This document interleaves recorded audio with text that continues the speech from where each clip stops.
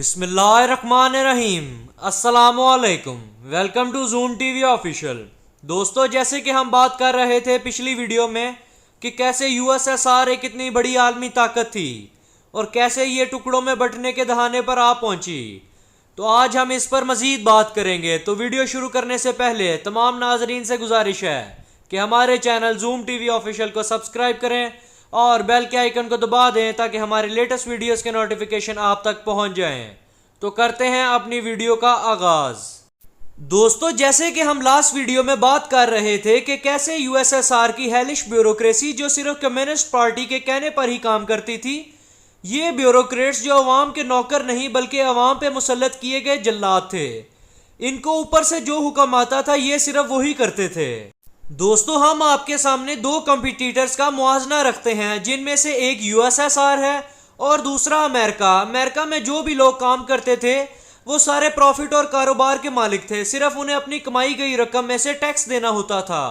और दूसरी तरफ था यूएसएसआर, जहां कारोबार भी आपका, फैक्ट्रीज भी आपकी और ज़मीनें भी आपकी, और इनमें से जो भी प्रॉफिट आता था वो 80% कम्युनिस्ट पार्टी के हिस्से में चला जाता था और अगर कुछ बच जाता तो वो आपका।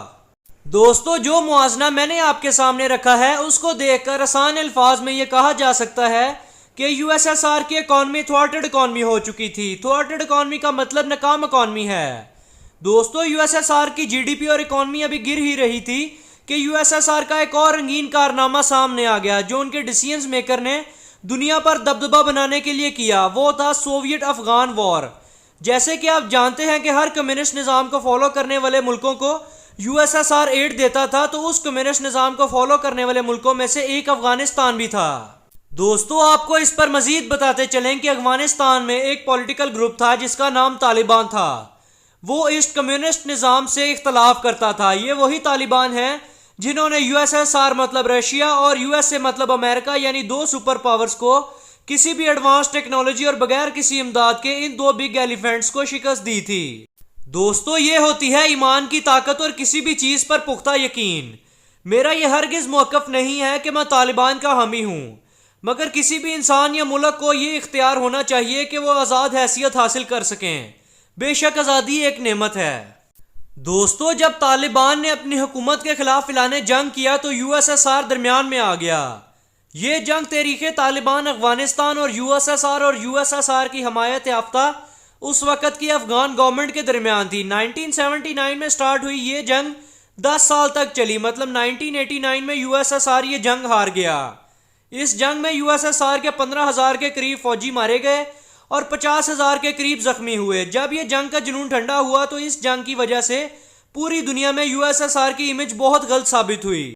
दोस्तों, दुनिया को पता लग गया कि यूएसएसआर, जिसकी आर्मी दुनिया की सबसे बड़ी आर्मी है और ये दुनिया का सबसे बड़ा मुल्क है, वो एक छोटे से मुजाहिदीन के ग्रुप को हरा ना सका।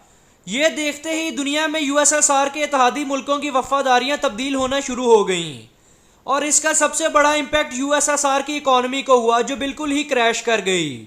1985 के आते आते अभी सोवियत अफगान वॉर जारी थी कि लोग इतने इंटेंस और डिक्टेटरशिप के माहौल में पढ़ लिख गए थे, जिसका उल्टा असर यूएसएसआर को ही हुआ।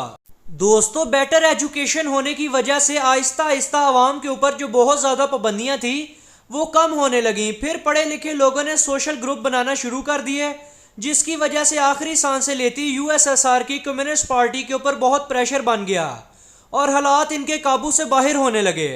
जैसे कि पिछली वीडियो में हमने जिक्र किया था मिखाइल गोरबेचेव का, ये 1985 में यूएसएसआर के प्रेसिडेंट बने और ये वाहिद कम्युनिस्ट पार्टी के लीडर थे जो अपने मुल्क की इकॉनमी और अवाम के लिए कुछ करना चाहते थे, मगर तब तक हालात बहुत दूर तक जा चुके थे। ये यूएसएसआर के लिए बहुत कुछ करना चाहते थे।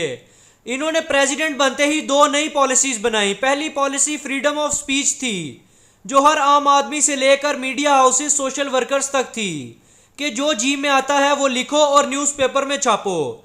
दूसरी पॉलिसी थी राइट ऑफ वोट, जिसमें दो बातें थी। पहली बात, जिस इंसान को अवाम चुने वो मुल्क का निज़ाम चलाए, और दूसरी चीज़ थी फॉरेन इन्वेस्टमेंट। दोस्तों, अब ये दो नई पॉलिसीज देने के बाद लोगों ने इनके खिलाफ ही बोलना शुरू कर दिया। 1989 जो रेवोल्यूशनरी ईयर के नाम से भी जाना जाता है, उस साल यूएसएसआर का मसला अपने अरूज को पहुंच गया। 1989 में हुए इलेक्शंस में कम्युनिस्ट पार्टी को बुरे तरीके से शिकस्त हुई। 21 दिसंबर 1991 को मिखाइल गोर्बेचेव ने यूएसएसआर में जो मुल्क थे उनके प्रेसिडेंट्स को बुलाया और बुलाकर एक ट्रीटी साइन की जिसको अल्मा अता डिक्लेरेशन भी कहा जाता है। इस ट्रीटी पर मिखाइल गोर्बेचेव ने साइन करके तमाम मुल्कों को आज़ादी दे दी। दोस्तों फिर 4 दिन बाद 25 दिसंबर 1991 को मिखाइल गोर्बेचेव ने भी इस्तीफा दे दिया। तो इस तरह 60 साल से भी ज्यादा कायम रहने वाले यूएसएसआर का खात्मा हुआ। दोस्तों ये थी आज की वीडियो। आपको ये वीडियो कैसी लगी इसका इजहार कमेंट सेक्शन में जरूर करिएगा और वीडियो को लाइक और शेयर जरूर करें। आपसे जल्द मुलाकात होगी नेक्स्ट वीडियो में। अल्लाह निगहबान।